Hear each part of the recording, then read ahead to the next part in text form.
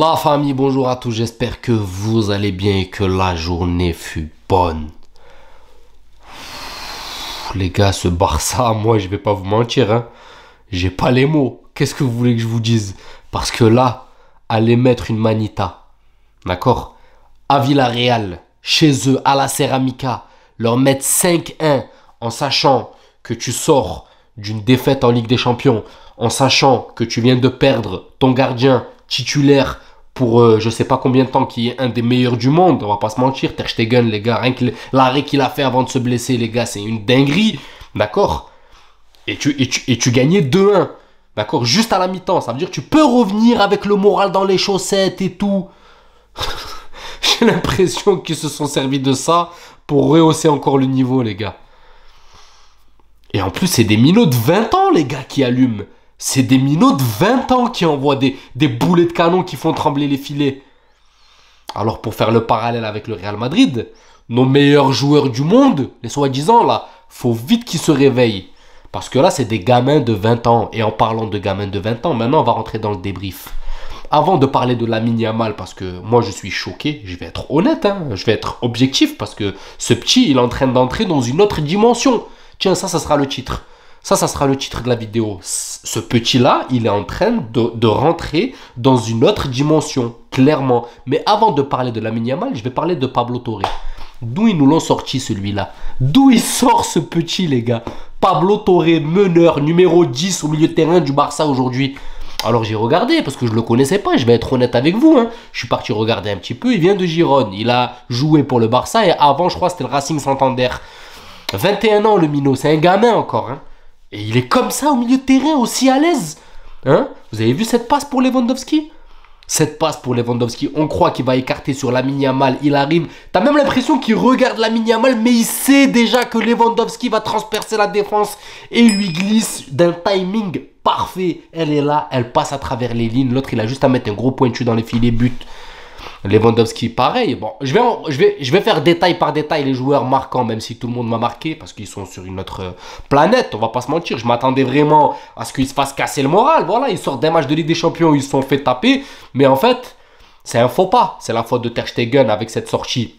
Malheureusement pour lui, il s'est blessé, mais c'est la faute de Ter Stegen avec voilà, cette passe dans l'axe. Parce que j'ai regardé le match, j'ai pas pu le débriefer parce que j'étais fatigué. Mais je me souviens bien de cette scène. C'est une passe un peu dans l'axe à Garcia, il me semble. Un peu merdique, où ils sont arrivés à 2 sur lui, ils l'ont pressé. Et c'est ce qui a causé le carton rouge, malheureusement, et qui a mis un petit peu l'équipe en porte-à-faux, l'équipe un peu dans la merde. Mais s'il n'y aurait pas eu ce faux pas, ce fait de jeu, malheureusement, qui a conditionné le match du Barça, je pense pas que le match se finit 2-1, même si l'équipe monégasque était bien joueuse ce jour-là. Maintenant, malheureusement, il n'y a pas d'aller-retour. Maintenant, c'est fini. Monaco a pris ses 3 points et le Barça doit se racheter sur le prochain match. Mais là, maintenant, ça me confirme que c'était un faux pas.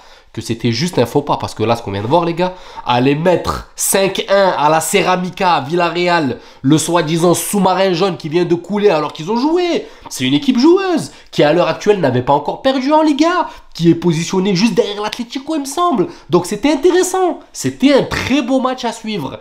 Et là, on l'a vu. On a vu que le Barça est supérieur. Et supérieur. Les autres, ils ont mis des hors-jeux, ils ont eu des occasions, ils ont eu des opportunités compliquées pour les mettre dedans. Le Barça, 1 ou 2 actions, les gars, c'est dedans. C'est incroyable. Lewandowski, il a jamais été aussi à 36 balais. Hansi Flick, il est arrivé. Hansi Flick, lui aussi, là. Hansi Flick, pareil. Hein. Le mec, tu lui mets un costard, une paire de lunettes, on dirait un parrain de la mafia albanaise. Il est pas là pour rigoler, les gars. Je vous le dis, avec ses cernes, là, on dirait qu'il est toujours énervé. Il rigole jamais. Il est pas là pour rigoler. Sa patte, elle est instaurée. T'as l'impression que les joueurs, ils jouent comme des robots. Tout le monde se chie dessus. Tout le monde fait à la lettre ce qui a été demandé à l'entraînement.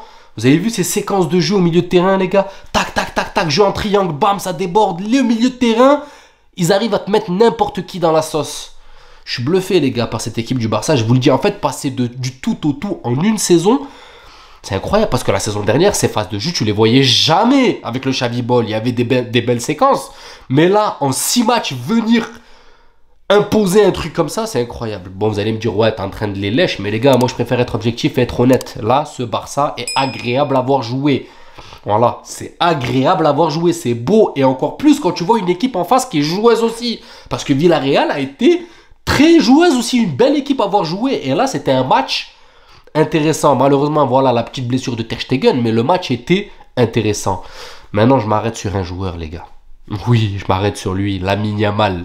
Pourquoi t'as pas choisi le Maroc, petit enfoiré? Je dis ça bien sûr avec amour. Oh là là, les gars, franchement, le mec, il est en train de rentrer dans une autre dimension. Je vais pas vous mentir, les gars. Il fait plaisir à voir jouer cet extérieur du pied. Mais cet extérieur... Attends, je vais commencer déjà dès le début. Cette frappe enroulée qu'il met à la 16e, les gars, où le mec, il est excentré, il est presque en dehors du carré. D'accord? Il te met une frappe, frère.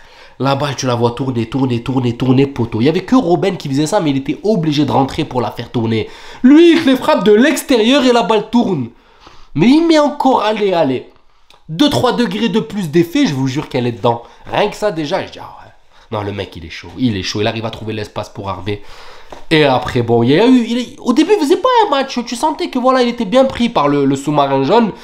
Mais il y avait des opportunités, des petites passes par-ci. Il arrivait à trouver Lewandowski. Mais de son côté, il était bien pris. Jusqu'à cet extérieur du pied, les gars. Cet extérieur du pied. Alors oui, nous aussi, on a Vinicius qui est là, qui envoie des belles extérieurs du pied. Mais celle-là, les gars, elle a traversé tout le terrain. Tout le terrain en hauteur. Incroyable. Moi, elle m'a marqué, les gars.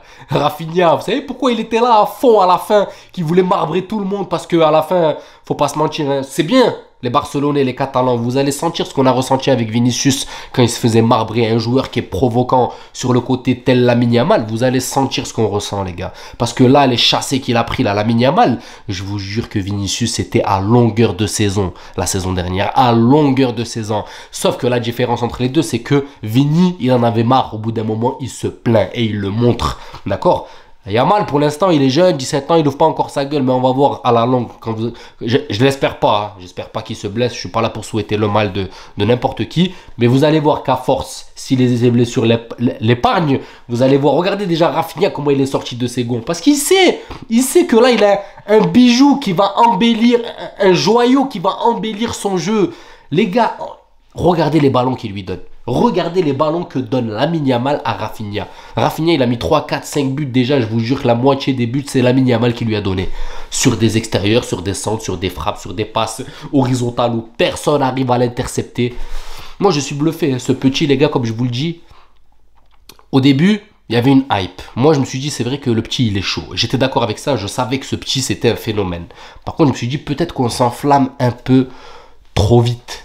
Après, j'ai regardé avec l'Espagne pendant l'Euro et là, je me suis dit, ah ouais, quand même. Non, ce petit-là, il est en train de confirmer. C'est quelque chose, vraiment quelque chose, ce petit-là. Là, c'est bon. Tu sais, parce que moi, il me faut un petit temps. C'est pas direct comme ça y est, tu fais une bonne saison, tout le monde s'enflamme sur toi. Il faut de la confirmation. Là, la deuxième saison qu'il joue avec le Barça, comment il est en train de confirmer. C'est bon, les gars. C'est bon, les gars. Ça y est, le petit, et il est en train de rentrer dans une autre dimension. Et à cet âge-là, 17 ans, quand tu vois la marge de progression qu'il attend, c'est énorme. La Masia crée de très bons joueurs, les gars. Je vous le dis clairement, hein, c'est pas pour... ok, bon, je vais peut-être mettre des frérots madrilènes qui sont un peu trop madrilènes dans le dos, à dos peut-être. Mais j'aime bien être honnête, moi. Tu sais, le jour où le Barça va se rater, vous inquiétez pas, je vais être là. En étant objectif, mais je vais être là en prenant les choses qui ont fait qu'ils ont raté. Mais là, ils sont bons. Faut le dire, les gars, ils sont très forts. Ils sont très forts, même après avoir perdu ton gardien, même après avoir peut-être fait manger en Ligue des Champions par Monaco. Enfin, manger, c'est un grand mot, hein, mais voilà, psychologiquement, tu peux être atteint en te disant, attends, on vient de mettre un pied dans l'Europe et déjà on perd notre premier match. Tu vois, tu peux revenir avec des intentions un peu fébriles, tu vois. Ils mettent une manita à Villarreal, les gars, chez eux, à la Ceramica. À la Ceramica, c'est pas facile, je vous le dis. Donc, ce Barça, on va pas se mentir, hein. Le grand Barça est de retour. J'ai pas envie de le dire, le grand Barça est de retour. Et pour l'instant, ça va faire balle. C'est pour ça que les nôtres, je parle avec le nez, les gars. C'est pour ça que les nôtres, nos frérots madrilènes, nos joueurs là, celles-là, c'est des minots qui mettent des buts, des minots de 20 ans.